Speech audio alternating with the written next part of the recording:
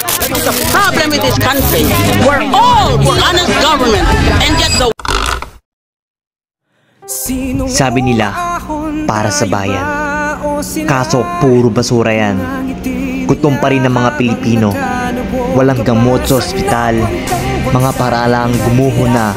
Pero ang bulsa nila, lagi nalang busog.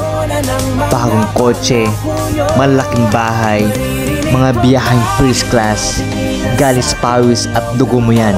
Mga magnanakaw sila. Hindi lang pera. Kinain nila ang kinabukasan mo. Kinain nila ang kinabukasan ng mga anak mo. Tatawanan ka pa nila habang naghihirap ka. Kalahati ng proyekto, nasa bulsa na. Milyong pisong kontrata, nasa papel lang na nilamon na nila. Hindi mga lingkod bayan yan. Mga tulisan yan sa opisina. Habang sila'y kumakain sa lamesa ng yaman, ikaw, tira-tira lang. Tira ng kawalang hiyan, ng kasinungalingan, ng kahihiyan. Magising ka, hindi lang ito katiwalian. Ito ay isang bigma. At nanalo sila kasi tahimik ka. Paano ninyo nasisigurang pag-usapan ng negosyo kung mangalipin tayo sa sarili nating kabinet? Anong dehanan? Nasisigmura ba ng gabinete ang ganitong atak sila? Bulag! Mga kapatid, mayroon tayong mas malaking kaway ang ating sarili. Kaya sir, ano sinabi ng mga secretary? Sino point person yung sa DPWH na nagbibigay sa inyo ng informasyon na ito para sa inyo, ito para sa kanya? Sino? Sir, wala po akong nakakausap. Wala kang kilala sa DPWH? Wala po.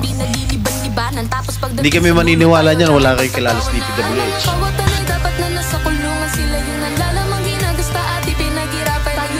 Nakakapikon po kasi meron pong bilyon-bilyong kinokorap yung mga pamilya, yung mga contractors. Pero bakit kami po sa edukasyon ay binabansot?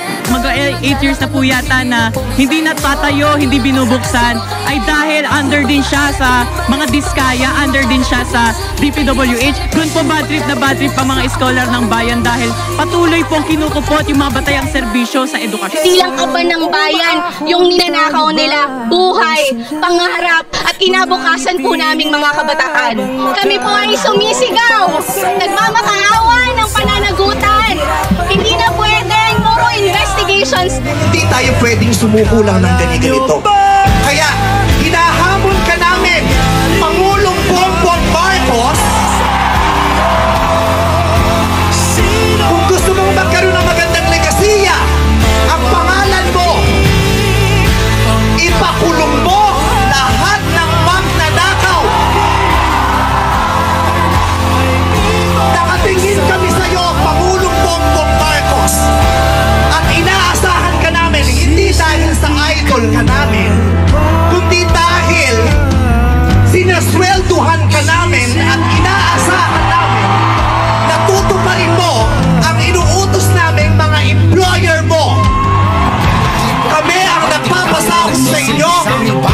Tapos na ang panahon na natatakot tayo sa buhay. Takutin natin ang gobyerno dahil ang kapangyarihan nasa sa atin, wala sa kanila. Nakatingin kami sa inyo. Ipakulong lahat ipakulong. Pawiin ang mga ari-arian. Pawiin ang mga ari-arian.